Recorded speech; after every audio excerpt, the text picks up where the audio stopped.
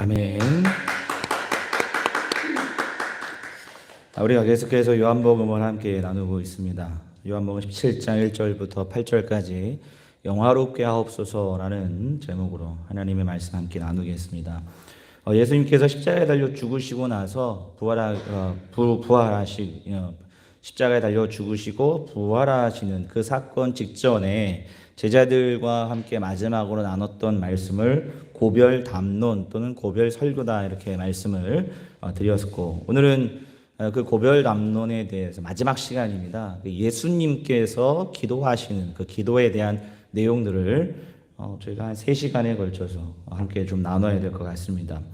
공간복음에서는 예수님이 잡히시기 전, 그러니까 십자가 달려 돌아가시기 직전에 기도하신 내용들이 3개의 공간복음에서 똑같이 다 등장합니다. 그러니까 요한복음까지 하면은 4개의 복음서에서 예수님께서 기도하시는 장면이 다 등장하죠. 공간복음에서 마태복음, 마가복음, 누가복음에서는 이 기도를 겟세마네 기도, 또 감람산 기도라는 주제를 가지고 거의 내용이 비슷하게 등장합니다. 그 내용을 좀 살펴보면, 이 공간복음의 내용들을 보면 예수님께서 잡히시기 직전에 감람산이 있고, 예루살렘에 가면 감람산 그 맞은편에 감람산이 있고요. 그 감람산에서 조금 이렇게 내려가다 보면 거기에 겟세마네라는 곳이 있습니다. 제가 거기를 갔다 왔었는데, 거기에서 주님이 공간복음에서는 땀방울이 핏방울이 되도록 아주 간절히 하나님 앞에 기도했다는 내용들이 등장을 하죠. 제자들과 같이 올라가셨죠. 근데 제자들도 너희들 여기서 깨어 기도하라 이렇게 부탁을 했는데, 근데 제자들 한시도 깨어있지 못하고 쿨쿨 잘만 잤던 그 제자들을 예수님이 너희가 한시도 깨어있을 수 없더냐, 마음은 원이로되 육신이 약하다 이러면서 이게 책망하시는 장면이 등장하고, 그러면서 이제 거기에 겟세마나에서 주님이 괴로우셔서 기도하셨던 그 기도의 내용을 간략하게 소개합니다. 그 대부분이 내용이 뭐였냐면, 아버지여 이 잔을 내게서 옮겨 주옵소서, 그러나 나의 원대로 마시고 아버지의 원대로 되길 원합니다. 그렇게 이제 그 기도 내용에 대해서 이렇게 간략하게 이제 적은 반면, 그 나타난, 그러니까 기도하러 가셨던 그 현상에 대해서는 굉장히 많이 기록하잖아요. 근데 요한복음은 조금 다른 관점에서 주님의 겟세마네 기도를 기록하고 있어요. 그러니까 주님이 겟세마네에 가셔서 기도하고 뭐 제자들과 같이 가고 이런 내용은 하나도 없고, 오로지 주님께서 겟세마네라는 그 곳에서 무슨 기도를 하셨느냐, 기도의 내용에 대해서 아주 상세하게 적어놓은 것을 볼 수가 있습니다. 이제 이걸 고별 기도라고 하는데, 그러니까 예수님께서 마지막 제자들과 헤어지기 직전에 고별 기도라는 것을 주님께서 하셨다는 거예요. 이 고별 기도는 사실 구약에도 많이 등장하고, 특히 묵시문학이라는, 구약의 묵시문학이라는 곳에서 많이 등장하는데, 우리 신명기 32장에 보시면 그 모세가 이제 떠나기 직전, 그러니까 세상을 떠나기 직전에 그 민중들에게 했던 그런 기도, 노래가 있습니다. 그게 이제 오늘 예수님께서 떠나기 직전에 하셨던 그런 어떤 기도와 거의 이제 의미가 비슷하다고 할 수가 있죠. 또 유대 묵시문학에서도 이런 기도문이 자주 등장을 하는데, 그러면 고별 기도라고 하는, 그러니까 헤어지기 직전에 하는 이 기도문이 어떤 의미가 있는가, 2가지 특징이 있는데, 첫 번째는 뭐냐면 이 고별 기도문을 통해서 어떻게 되냐면 헤어지는 사람과, 그러니까 예수님으로 따지면 제자들과 헤어지잖아요. 제자들과 헤어질 때에 그 고별 광화라고 하죠. 그러니까 더 돈독해지기 위해서, 그 관계가 더 돈독해지기 위해서 하시는 기도문이다, 이렇게 말씀을 드릴 수가 있어요. 그러니까 예를 들면 이런 거예요. 제가 여러분들 벌써 개척한 지가 10년이 넘었거든요. 내년이 10년째가 되는 해예요. 그래서 내년 우리 개척 이제 예관교회 설립 10주년 행사를 해야 되는데, 빨리 코로나가 끝나야 되는데, 그런데 이제 벌써 10년이 됐어요. 여러분들 만난 지도 벌써 한 10년 가까이 이렇게 다 되고 있는데, 그런데 제가 예를 들어서 뭐 몸이 아프거나 아니면 뭐 신상에 문제가 생겨서 여러분들과 헤어져야 할 그런 시기가 만약 온다고 생각을 해보세요. 그러면 제가 마지막으로 여러분들과 설교를 해야 되는데, 그러니까 고별 설교라가 되겠죠. 그 고별 설교는 얼마나 제가 정성 들여서 설교를 하겠습니까? 그렇죠? 그리고 여러분들과 헤어지더라도 관계가 끊어지지 않고 더욱더 돈독해지기 위해서 아마 그런 내용을 담아서 여러분들에게 아마 설교를 하지 않을까. 그걸 고별 설교라고 하지 않겠습니까? 그런 목적으로 고별 기도문이 작성이 됐다라는 거죠. 그 다음에 두 번째는 뭐냐면 이 고별 기도문은 무슨 특징을 갖고 있냐면 대부분이 다 교훈적인 의도를 갖고 있다는 거예요. 그러니까 예수님께서 제자들과 더 돈독해지기 위해서 기도하시기도 하지만 본인이 기도를 통해서 제자들이 그 기도문을 보고 무언가를 배우기를 원하셨다는 거예요. 무언가 깨닫기를 원하셨다는 거예요. 좀 이해가 되시죠? 그래서 오늘 본문을 통해서 예수님의 이 고별 기도문을 통해서 우리에게 어떤 메시지를 주고 싶으신가? 여러분, 마지막으로 예수님께서 제자들에게 교훈을 주기 위함이라고 한다면 아마도 살아생전에 주님께서 가장 제자들에게 하고 싶었던 얘기, 그렇죠? 그리고 그 엑기스를 담아서 아마 하지 않으셨을까 그렇게 생각이 듭니다. 그래서 오늘 본문을 통해서 예수님께서 제자들에게 또 우리들에게 무엇을 말씀하시고자 하였는가 두 가지만 함께 오늘 본문을 통해서 살펴보도록 하겠습니다. 첫 번째는 뭐냐면 예수님의 기도를 통해서 우리가 배울 수 있는 건 뭐냐면 우리는 우리 삶에 늘 정답을 찾으려고 헤매지만 예수님께서는 관계를 더 소중히 여기셨다는 거예요. 다시 한번 말씀드릴게요. 오늘 굉장히 중요한 얘기를 하는 겁니다. 우리는 우리 삶에서 늘 정답을 찾아 헤매지만 예수님께서는 살아생전에 한 번도 정답이 뭔지 찾지 않으셨다는 거예요. 예수님은 항상 하나님과 본인과의 관계에 집중하셨다는 거예요.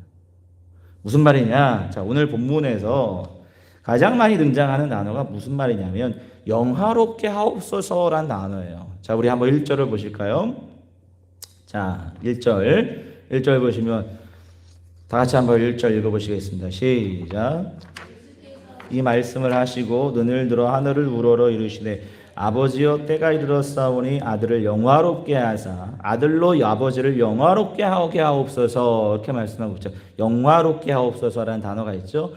아버지가 아들을 영화롭게 하고 또 아들이 아버지를 영화롭게 해요. 그거 뭘 통해서 영화롭게 하냐는 것은 좀 이따 말씀드릴게요. 4절을 보시면 아버지께서 시작 아버지께서 내게 하라고 주신 일을 내가 이루어 아버지를 이 세상에서 영화롭게 하였사오니 말씀합니다. 4절에서는 아버지가 내게 하라고 하신 그것 때문에 뭐라고 해요? 이 세상에서 아버지를 영화롭게 했다라고 말씀하고 있어요. 영화롭게 하다는 단어가 나오죠. 5절 보세요. 5절도 나오죠. 5절 창세전에 시작 아버지여 창세전에 내가 아버지와 함께 가졌던 영화로서 지금도 아버지와 함께 나를 영화롭게 하옵소서 말씀하고 있습니다. 영화롭게 하다. 도대체 우리나라 말은 좀 어려워서 영화롭게 하다는 게 도대체 무슨 의미인가 사전을 찾아봤더니 몸이 귀하게 되어 이름이 세상에 드러나고 빛남이란 뜻이래요. 그러니까 몸이 되게 귀해서 그 몸이 이름이 세상에 빛나고 드러나는 것이 영화롭게 되다라는 뜻이라는 거예요. 그러니까 여기서 영화롭게 된다는 건 하나님의 이름이 영화롭게 된다라는 건 뭐냐면 하나님의 이름이 빛나고 세상에 드러난다 이런 뜻을 갖고 있대요. 근데 사실 여기서 쓰여지는 헬라어 원어에서는 독사. 여러분들 독사하면 제일 먼저 뭐가 떠오르세요? 뱀이 떠오르시죠? 뱀이 떠오르시는데 헬라어로 독사하면은 무슨 뜻이냐면 영광이란 뜻이에요. 영광. 하나님의 영광할 때 독사 그래요. 그러니까 영화롭게 하다라는 단어가 다 독사예요, 독사. 그러니까 영광이라는 뜻이에요. 그러니까 예수님께서 하신 말씀은 뭐냐면 예수님께서 아버지를 영화롭게 하셨는데 그 아버지를 영화롭게 하는 것, 영광을 돌리는 일을 통해서 아버지께서는 본인에게, 예수님에게 또 영광을 주셨다는 거예요.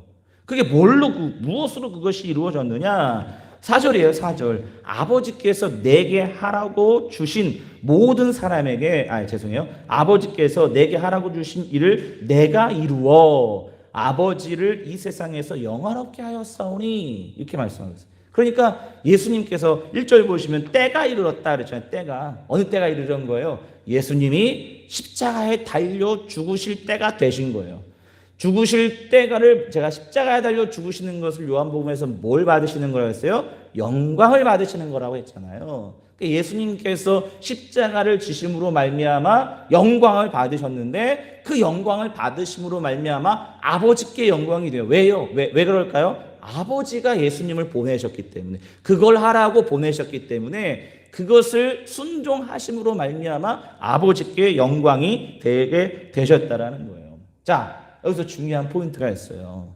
지금 아까 말씀드렸죠. 예수님께서 지금 고별기도문이란 말이에요. 고별기도문. 이제 세상을 떠나고 이제 본인이 죽음을 앞에 두고 제자들과 떠나야 될 그 상황에서 어떤 기도를 제일 먼저 하실까? 예수님은 평생을 사시면서 단 한 번도 여러분들 삶이 내가 죄송해요. 제가 감기균이 있어서 내가 삶을 고민하고 아버지의 뜻이 무엇입니까? 라고 물으신 적이 한 번도 없어요. 오직 주님은 뭐라고 말씀하셨냐면 아버지의 영광이 무엇인가? 아버지께 영광 돌리는 일이 무엇일까를 늘 생각하신 분이 바로 예수님이라는 하나님과의 관계만 생각하셨다는 거예요.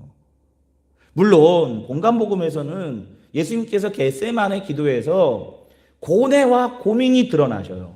아버지요, 이 잔을 내게서 옮겨주시옵소서라고 고민하신단 말이에요.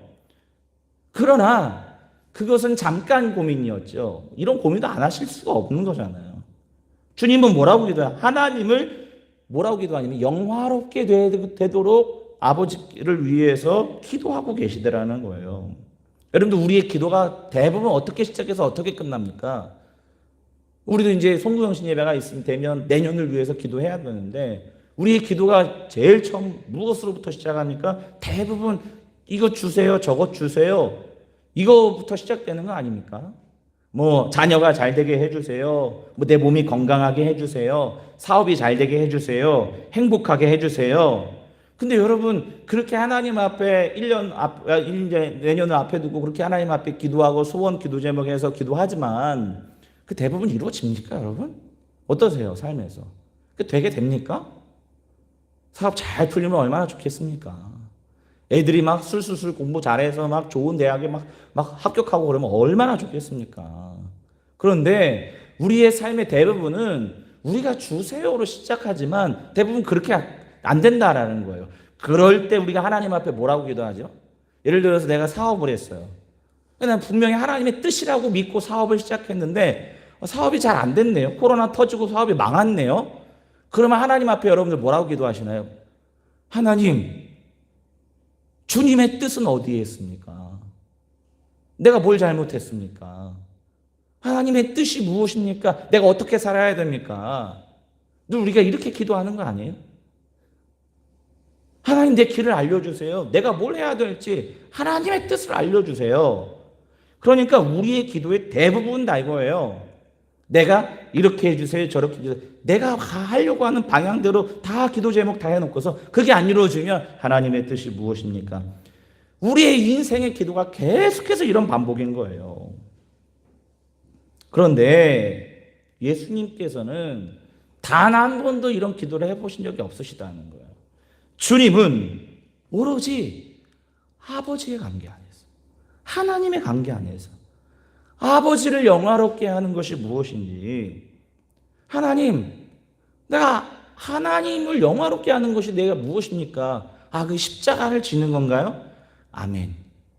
조금은 고민됐지만 십자가를 지는 자리로 가시더라는 거예요.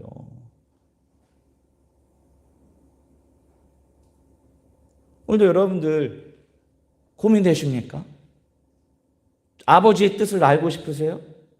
아버지의 뜻을 구하기 전에 나는 지금 과연 하나님과 가까이 있는지, 그분의 마음을 내가 알고 있는지를 점검해 보는 것이 필요한 거 아니겠습니까?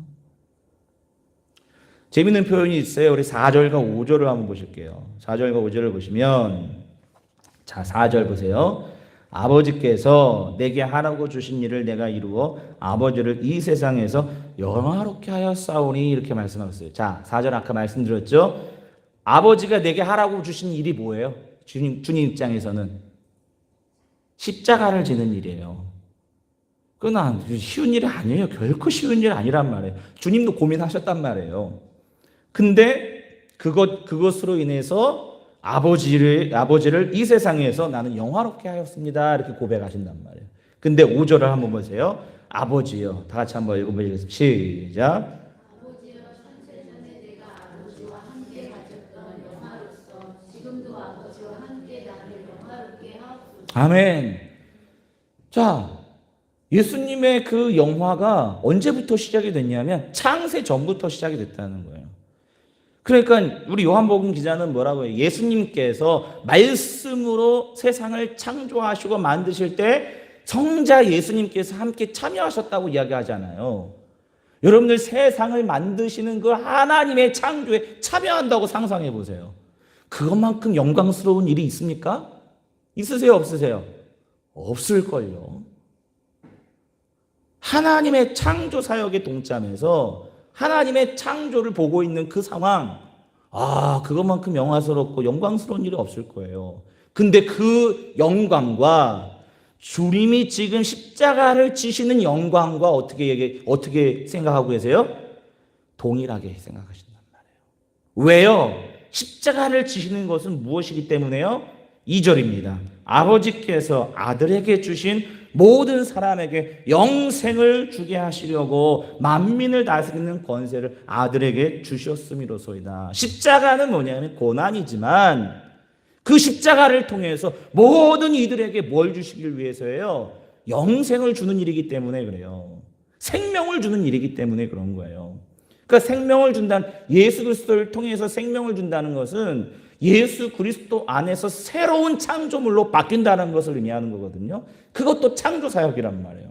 그러니까 주님은 십자가를 고민하고 계시지만 그 십자가를 짐이 영광이 되는 이유는 뭐냐면 그 십자가가 사람을 살리는 창조 사역이기 때문에 만물이 창조되기 이전에 그 영광과 지금 십자가를 지시는 영광과 동일시하고 있다는 거예요.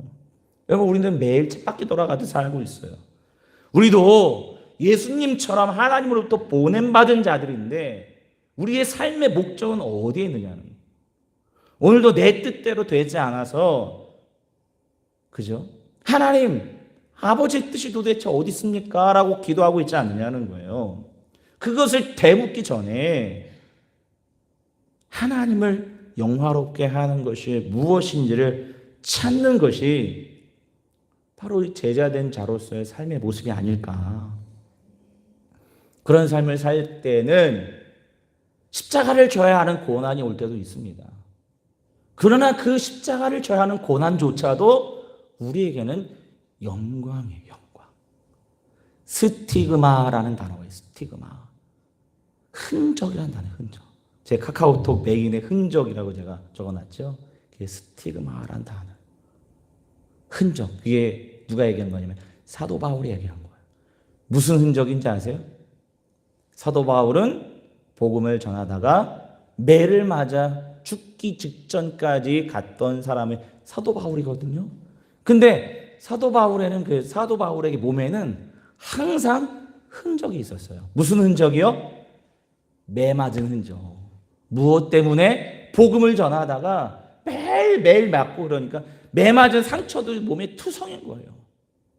사도 바울은 뭐라고 고백해요? 스티그마. 내게 이 흔적이다. 흔적. 이 흔적이 하나님 앞에 섰을 때 뭐가 되는 거예요? 영광이 되는 거예요. 영광.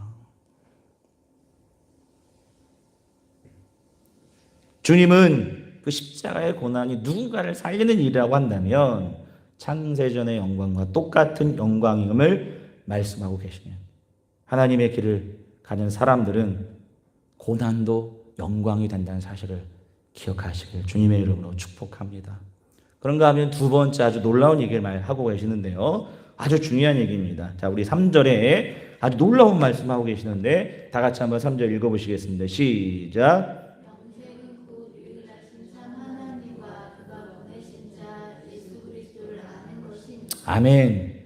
영생이 유일하신 하나님과 그가 보내신 자 예수 그리스도를 아는 것입니다라고 말씀하고 계세요. 자, 영생하면 여러분들 무슨 생각이 떠오르세요? 영생.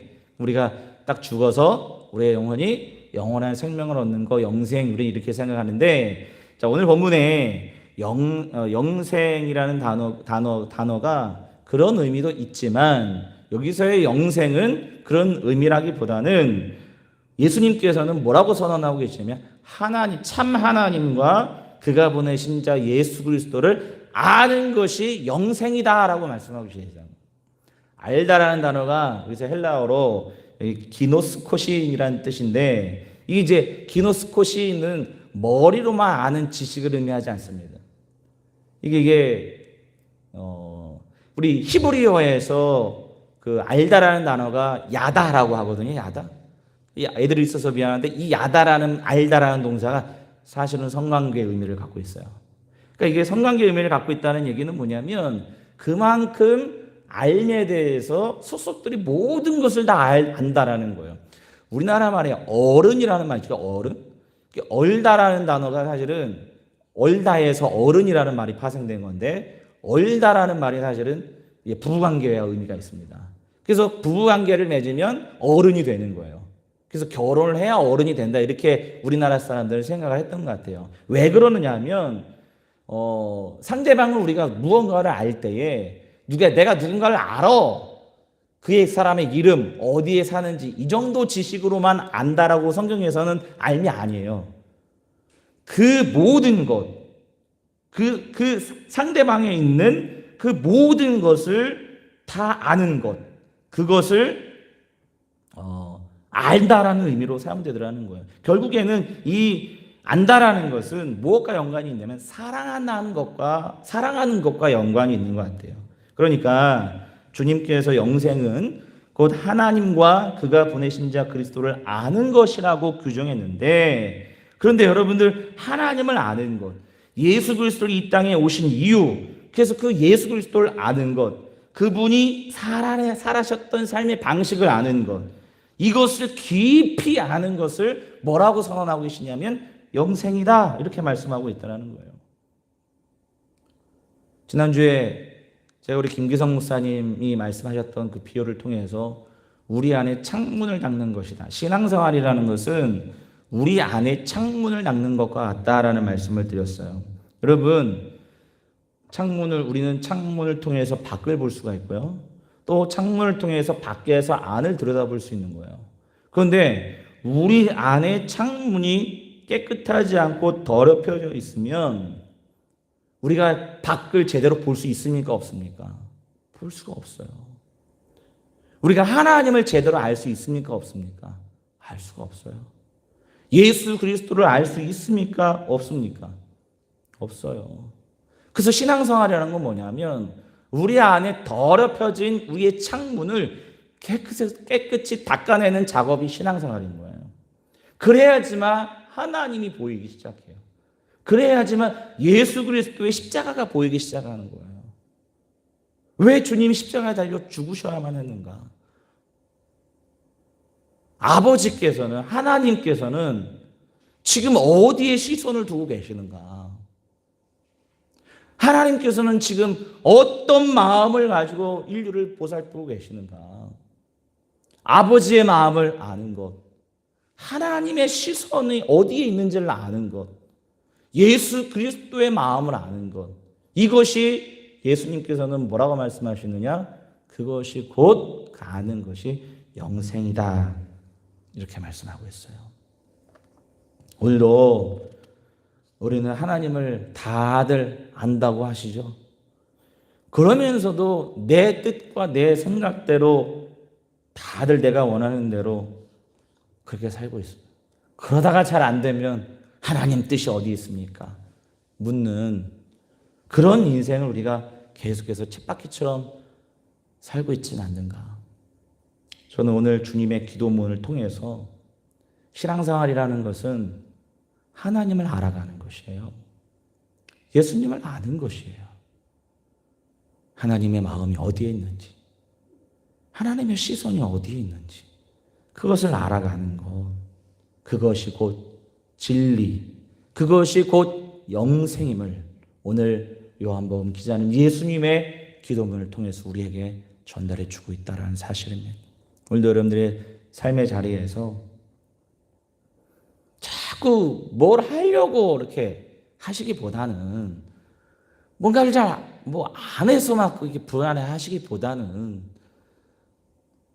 지금 여러분들이 과연 하나님의 마음을 알고 있는지, 하나님이 도대체 무슨 생각하고 계시는지 그걸 조금 더 깊이 알아갈 수 있는 여러분 되시길 주님의 이름으로 축복합니다. 기도하겠습니다. 하나님 아버지, 오늘도 예수님의 고별 기도를 통해서 우리에게 귀한 은혜 주시니 감사합니다. 하나님, 우리는 늘 내가 원하는 기도, 내가 하고 싶은 기도, 그렇게 주님께서 늘 주시는 것만 바라며 살다가 그 뜻이 안 이루어지면 하나님의 뜻이 어디에 있습니까? 라고 되묻는 그런 삶을 지금까지 쳇바퀴처럼 살아왔음을 주님 앞에 고백합니다. 그러나 하나님, 오늘 말씀을 통해서 이제는 무엇을 하기보다는 하나님과의 관계를 먼저 생각하게 하시고, 그리고 아버지의 마음을 헤아릴 줄 아는 사람이 되게 하시고, 예수 그리스도의 마음을 헤아릴 줄 아는 믿음의 종들이 되게 하여 주시옵소서. 주님을 아는 것이, 참 하나님을 아는 것이 영생이다 말씀하셨습니다. 우리 마음에 더러워진 창문을 조금씩 닫게 하시고 깨끗하게 하시고, 그래서 참 하나님을 바라볼 수 있는, 아버지의 마음을 헤아릴 수 있는 믿음의 종들 되게 하여 주시옵소서. 예수님의 거룩하신 이름으로 간절히 기도하옵나이다. 아멘.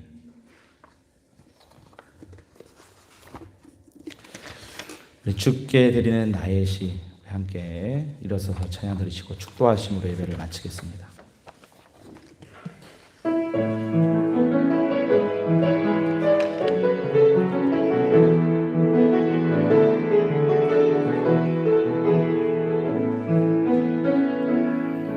나의 모든 기도가 주님께 드려지는 아름다운 시가 되게 하여 주소서. 나의 모든 찬양이 아름다운 노래가 되기를 원하나이다. 나의 모든 생각이 주님께 올라가는 향기로운 향이 되게 하여 주소서. 나의 모든 행실이 하나의 예배가 되기를 원하나이다.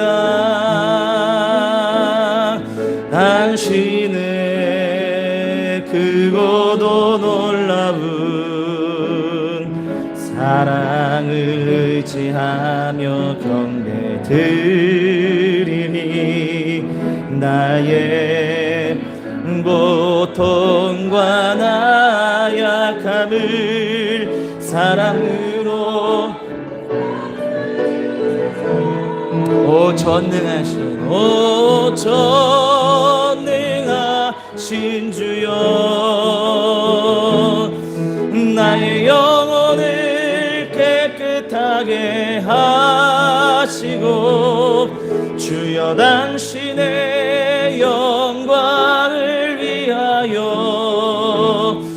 날마다 찬양하게 하여 주소서. 전능하신 주여, 전능하신 주여, 나의 영혼을 깨끗하게 하시고 주여 당신의 영광을 위하여 날마다 찬양하게 하여 주소서. 지금은 우리 주 예수 그리스도의 은혜와 하나님의 크신 사랑하심과 성령님의 감화감동 교통 역사하심이 오늘 각 가정에서 온라인으로 예배드리는 우리 예강교회 모든 성도님들 머리 위에 이제 하나님의 마음을 헤아리고 아버지의 뜻을 쫓아 살길 원하는 우리 예강교회 모든 성도님들 머리 위에 그 가정 위에 그 사업 위에 그 자녀들 위에 이제로부터 영원히 함께 하시기를 간절히 축원하옵나이다. 아멘.